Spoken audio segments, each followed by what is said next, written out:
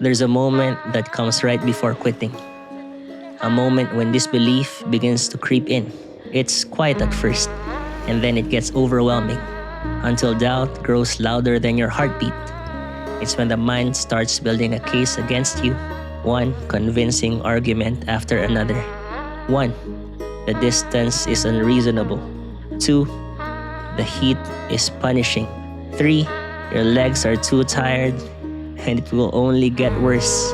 The list keeps going and going and going, and you question the training, the timing, the wisdom of even being here. And in my mind, I replay missed training sessions, rushed long runs, mornings when rest won over discipline, and the temptation to stop keeps nagging as I imagine how simple it would be to step aside and just let the road keep going without me. In this silent and yet chaotic negotiation, the doubts don't feel random anymore, but numbered, stacked one after another, stacked against me, daring me to choose which one ends my day. Dreamt of a melody, a traveler's song of wild clay mountains to hitchhike along. Roads never ending, see no one for miles, but my dream caught ablaze to the sound of the siren. May 2025, I joined the Bataan Death March 102-kilometer Ultramarathon. Not because I believed I was fearless or exceptional, but because I wanted to prove something personal, that I could stay, that I could see something difficult through, that when things became uncomfortable, I wouldn't just go and disappear. Because in my mind, for so long, I've always believed myself to be a quitter. Failed relationships, couldn't hold a job for more than a year, hundreds of hobbies now just gathering dust. All starts, no finishes. But this time, just for once, maybe, just maybe, I could flip the script. Workout for today is 10-kilometer repeats times 10 with 1 kilometer warm-up and cool down.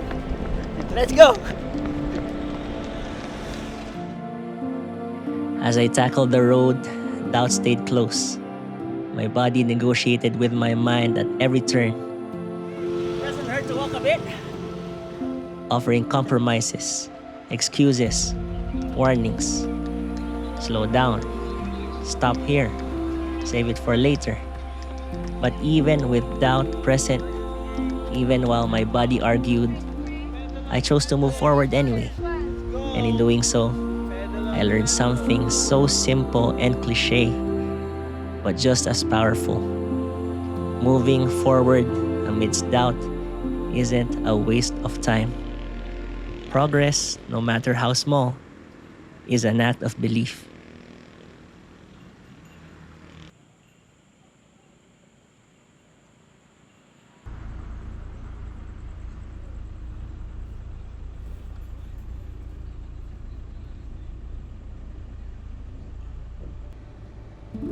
Soreness built up with every step.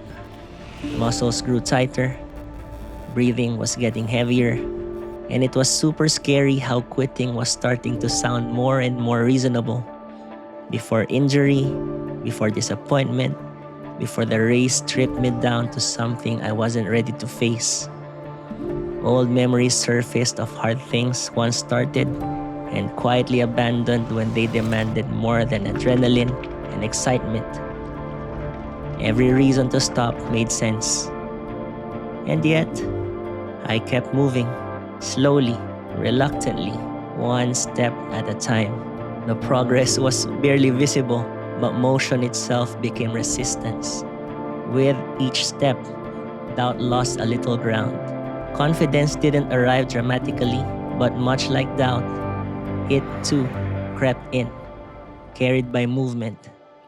It didn't matter that I wasn't 100% convinced.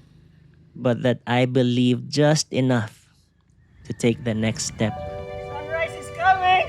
You and I know the easy does it. I want real meaning, no easy love. If I waiting your time, will it be enough? I've been thirsting for answers, I'm looking up. God, I know you're my portion, please fill my cup. You said that you meant that I ain't giving up. No throwing the cards and no packing my stuff. Won't start when I fall, cause I'll start what you did when you gave up your life and you bought me with blood, bought me with love. I can't give up, I can't give up.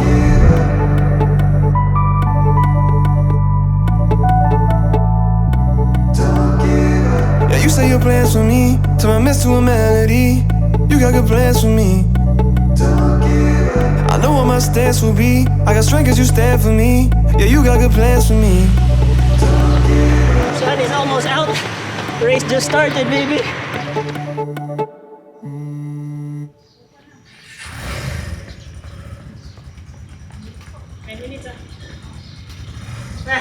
Let's get it.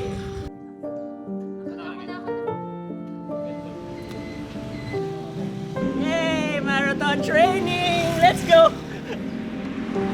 I trained for this, imperfectly, but honestly. I showed up when I could, put the work in, and trusted that effort would matter when confidence ran out. Race day unfolded carefully. I moved forward with a smile that tried to hide the uncertainty underneath, but kilometer after kilometer, the question lingered. Do I really have what it takes to finish this? I tried to ignore the doubts, distracted myself, but as the kilometers piled, the race only got harder. The sun climbed higher, and hour by hour, the heat pressed down harder until the road felt like it was burning beneath my feet. Still, I kept moving. Around 80 kilometers, strength gave way to survival. Running turned into a slow shuffle, barely more than walking. It's amazing how some people ridicule the runners here. Naglalakad lang naman kayo. Apakabagal nyo naman. But I don't care. This race was mine. Every step required a conscious decision. So I made it again and again and again. To keep moving even when stopping made sense. To trust effort over comfort.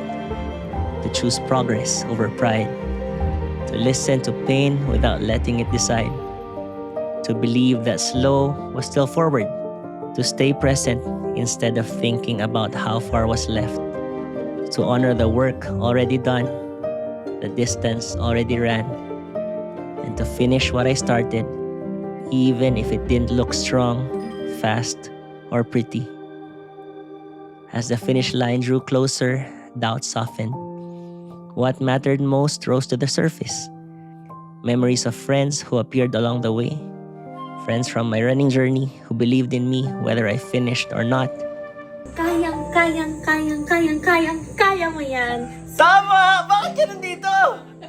Abangan ko na lang yung video and struggle mo. Safe, strong race. 13 minutes tong video, kalahati ikaw. Pinag-trainingan nyo lahat ng pinaghirapan nyo. Their belief reminded me that this road was never meant to be walked alone. My family was there, and with them, the memory of our late Lolo, a survivor of the original Bataan Death March. His endurance, his suffering, his resilience gave way to every step I took. This road carried history, and for a moment, I carried that too. My wife was there through every unseen mile long before race day ever came. This running journey wouldn't even exist without her. Her belief steadied me when my own wavered. Her quiet presence reminded me that finishing wasn't just about strength, but about love that stays. And then there was my daughter, Joey. I had only imagined seeing her at the finish line. I never imagined she would walk beside me, even for just a short stretch. Not to push me, not to cheer me on, but simply to ask, "How are you, Daddy?" In that moment, the race became smaller, more human, more meaningful. I never thought that this year I would have the privilege to inspire many in their running journey. But they don't know how they inspire me more. Their courage, their consistency, their persistence reminded me why every step matters. It's always amazing how some people now think of me when they hear the line, "one foot in front of the other." I'm not even close to embodying that phrase, but I'll be damned if I don't keep trying. And as I always like to say, the lessons learned in running should overflow into life. Lessons of patience, grit, showing up when it's hard. These lessons don't stay on the road, they follow into everything. And through it all, I will always carry a grateful heart, thanking God for the gift of movement, for the strength to endure, for breath in my lungs and legs that carried me forward. Every step was grace.